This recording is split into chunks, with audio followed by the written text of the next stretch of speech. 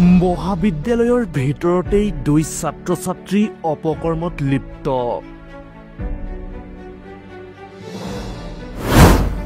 অনৈতিক কৰ্মত লিপ্ত হৈ থাকোঁতেই ধৰা পৰিল দুই ছাত্ৰ-ছাত্ৰী। গোলকগঞ্জৰ হালাকুৰা মহাবিদ্যালয়ত লজ্জাজনক ঘটনা। পুনৰ ৰাজ্যত সংঘটিত হৈছে এক লজ্জিত ঘটনা।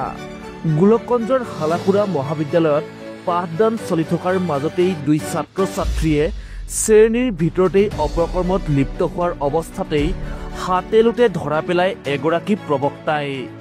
এই ঘটনাই মহাবিদ্যালয়ৰ ভিতৰতেই অভাৱনীয় পৰিস্থিতিৰ সৃষ্টি কৰে।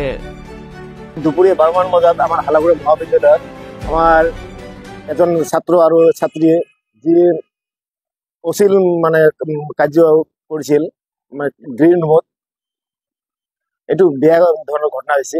আৰু আমাৰ অধ্যাপিকা এজন আছিল হালাকুৰা মহাবিদ্যালয়ত প্ৰত্যক্ষ কৰে আৰু লগালগ প্ৰিন্সিপাল মহোদয়ক অৱগত কৰে। পিছত আমাৰ হালাকুৰা আইচিক অৱগত কৰে, সকলোৱে আহিছিল। কিন্তু এনেকুৱা ঘটনা এখন শিক্ষা প্ৰতিষ্ঠানত হ'ব নালাগে। আমি আপোনালোকৰ জৰিয়তে অনুৰোধ জনাইছো, আৰু অনাগত দিনত যদি এনেকুৱা ঘটনা হয় তেতিয়াহ'লে আমাৰ প্ৰিন্সিপাল মহোদয় দায়ী হ'ব।